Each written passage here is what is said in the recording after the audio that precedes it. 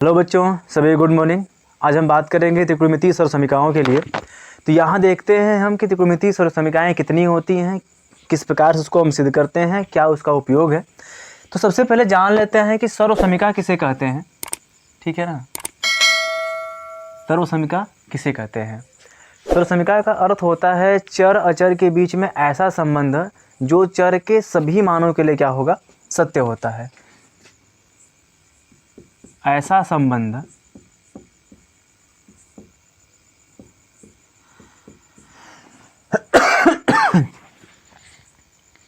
जो चर के सभी मानों के लिए सत्य हो, सभी मानों के लिए सत्य हो, उसे हम क्या कहते हैं, सर्वसमीकरण कहते हैं। जैसे आप सुने होंगे a प्लस बी का होल स्क्वायर बराबर कितना होता है, A square plus B square plus 2ab। तो ये क्या कहा जाएगा, सर्वसमीकरण कहा जाएगा। a और b हमारे क्या हैं, चर राशियां हैं और उनके बीच में क्या है, संबंध है। और यह a और b के सभी मानों के लिए क्या है, सत्य है। वहीं अगर बात करते हैं त्रिकोणमितीय सर्वसमीकरणों के लिए, त्रिकोणमितीय सर्वसमीकरण, त्रिकोणमितीय सर्वसमीकरण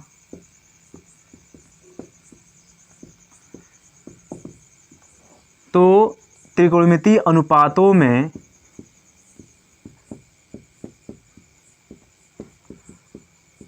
ऐसा सर्वसमीकरण, त्रिकोणमितीय अनुपातों में ऐसी सर्वसमीकरण जो कोण के सभी मानों के लिए सत्य हो, सभी मानों के लिए सत्य हो। ठीक है ना। त्रिकोणमितीय अनुपातों में ऐसी सर्वसमीकरण जो कोण के सभी मानों के लिए सत्य हो, उसे हम क्या कहते हैं, त्रिकोणमितीय सर्वसमीकरण कहते हैं। त्रिकोणमितीय सर्वसमीकरणों की बात करते हैं तो यह मुख्यतः 3 प्रकार की होती हैं। कौन कौन सी होती है यहाँ पर देख लेते हैं। यहाँ पर पहला sine square theta plus cos square theta बराबर 1। दूसरा सेक स्क्वायर थीटा बराबर 1 प्लस टेन स्क्वायर थीटा। तीसरा कोसेक स्क्वायर थीटा बराबर 1 प्लस काट स्क्वायर थीटा। यही मुख्य क्या होते हैं, त्रिकोणमिति की जो है सर्वसमीकरणें होती हैं। और इसमें से हम कुछ मानों की प्रतिस्थापन करके अन्य समीकरण बना सकते हैं। जैसे यदि हम साइन स्क्वायर का मान यहाँ पे निकालना चाहते हैं तो साइन स्क्वायर की जगह पे क्या लिख सकते हैं, 1 माइनस कास स्क्वायर बन जाता है। तो इसी प्रकार से सभी जगह से मान निकाल करके हम जो है कुछ नए जो है रूप बना सकते हैं। लेकिन मुख्यतः 3 ही क्या होती हैं, सर्वसमीकरणें होती हैं। ठीक, तो अब हम आगे चलते हैं किस प्रकार से इन सर्वसमीकरणों को सिद्ध करते हैं, क्या सिद्ध करने का प्रोसेस है उसे सीख लेते हैं।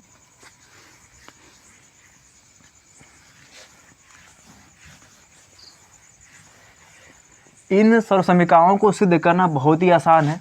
सबसे पहले हम क्या करेंगे, एक जो है समकोण त्रिभुज बनाएंगे। यहाँ पर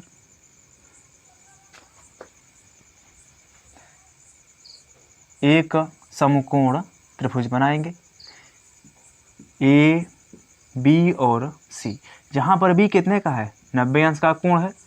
यह मान लेंगे क्या आपका है, थीटा दिया गया है। ठीक ना। तो इस समकोण त्रिभुज के लिए हम सबसे पहले लिखेंगे पाइथागोरस की प्रमेय क्या है, पाइथागोरस की प्रमेय।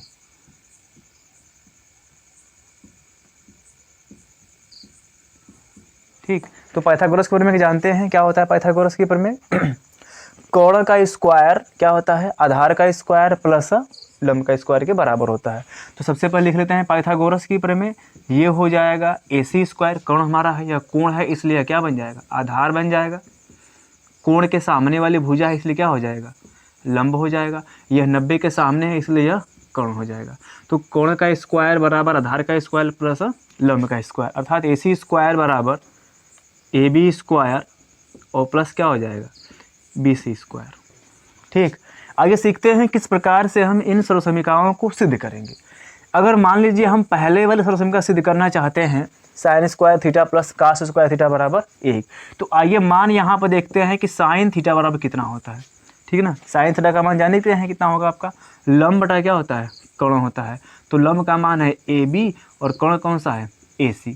वही कास थीटा की जब बात करते हैं तो कास का मान क्या होता है, आधार बटा के कोण, आधार है BC और कोण कौन सा है, AC। बस यदि आप इस अनुपात को जानते हैं तो सीधे सीधे सर्व समीकरण को भी सिद्ध कर पाएंगे। यहाँ देखिए इन दोनों अनुपातों में बटे में कौन सा है, AC। तो हम बस क्या करेंगे, इस पाइथागोरस की प्रमेय में AC यहाँ स्क्वायर के रूप में है तो क्या करेंगे, AC स्क्वायर का भाग दे देंगे। तो यहाँ लिख देते हैं AC स्क्वायर से भाग देने पर, AC स्क्वायर से भाग देने पर जब AC स्क्वायर से भाग देंगे तो यह बन जाएगा AC स्क्वायर और बटे क्या हो जाएगा, AC स्क्वायर बराबर AB स्क्वायर और बटे हो जाएगा AC square plus BC square और बटे में क्या हो जाएगा, AC स्क्वायर। यह देखिए क्या बन गया, कट करके 1 हो गया। यहाँ क्या मिलेगा, इस दोनों को एक साथ कह सकते हैं AB बटा के AC का होल स्क्वायर और इसे कह सकते हैं BC बटा के AC का होल स्क्वायर। आइए अब देखते हैं यह मान कितने का है, AB बटा AC, AB बटा AC किसका मान है, साइन का मान है, इसलिए स्क्वायर है तो यह क्या बन जाएगा, साइन स्क्वायर थीटा बन जाएगा। यहाँ देखते हैं यह मान किसका है, BC बटा AC किसका मान है, BC बटा AC कास का मान है, BC बटा AC है, यह बन जाएगा कास स्क्वायर थीटा। और इस प्रकार यह हमारा सर्व समीकरण क्या हो गया, सिद्ध हो गया।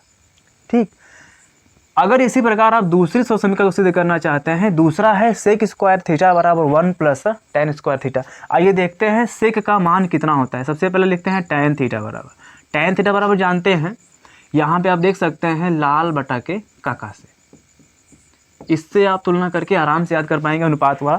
टेन थीटा बराबर, टेन के लिए क्या होगा, लंब बटा के आधार। तो यहाँ पे लंब कौन सा है, AB, AB बटा आधार कितना हो जाएगा, BC। वहीं दूसरा जो मान हो किसमें है, सेक वाले में है। तो सेक का अनुपात कितना होता है, सेक जो है कास का उल्टा है, क्या बने, कोण बटा के आधार। तो यहाँ पे कोण हमारा है AC और आधार कौन सा है, BC। यहाँ आप देख रहे हैं कि यदि हमें टैन और सेक में बदलना होगा तो दोनों का आधार कितना का है, BC का है। तो इसलिए अब हम क्या करेंगे, इसी सर्व समीकरण में जो आप इसी जो है पाइथागोरस की प्रमेय में अब किससे भाग दे देंगे, BC स्क्वायर से भाग दे देंगे। यहाँ भाग दे देते हैं BC स्क्वायर से भाग देने पर, भाग देने पर आइए भाग देकर देखते हैं। यह बन जाएगा AC स्क्वायर और बटे में कितना, BC स्क्वायर। यहाँ बन जाएगा AB स्क्वायर और बटे में कौन सा, BC स्क्वायर और प्लस हो जाएगा BC स्क्वायर और बटे में कौन सा, BC स्क्वायर। इसको हम यहाँ दोनों सेम टू सेम है, दोनों क्या करेगा आपस में कट जाएगा। अब यहाँ AC बटा BC दिया है, इसको लिख सकते हैं AC बटा के BC का होल स्क्वायर बराबर यह बन जाएगा AB बटा BC का होल स्क्वायर प्लस ये कितना बने, कट गया तो 1 बन गया। अब बताइए जरा AC बटा BC, AC बटा BC किसका मान है, सेक का मान है, इसलिए यहाँ पर क्या हो जाएगा, सेक स्क्वायर थीटा बराबर AB बटा BC किसका मान है, AB बटा BC किसका मान है, टैन का मान है, इसलिए यह कितना हो जाएगा, tan theta, tan square theta plus कितना मिलेगा, 1। इस प्रकार यह हमारा क्या बन गया, दूसरा वाला जो है सर्व समीकरण बन गया। ठीक, आई होप आपको समझ में आया किस प्रकार से इसको हल करना है। तो आप इसी प्रकार से जो तीसरी सर्व समीकरण है कोसेक स्क्वायर थीटा बराबर 1 प्लस काट स्क्वायर थीटा, उसका प्रयोग भी कर सकते हैं, आप उसे जो है सिद्ध कर सकते हैं। इसको याद करने का आसान तरीका ऐसे है कि sine square theta plus cos square theta किसके बराबर, 1 हो जाएगा, उसको याद करना पड़ेगा।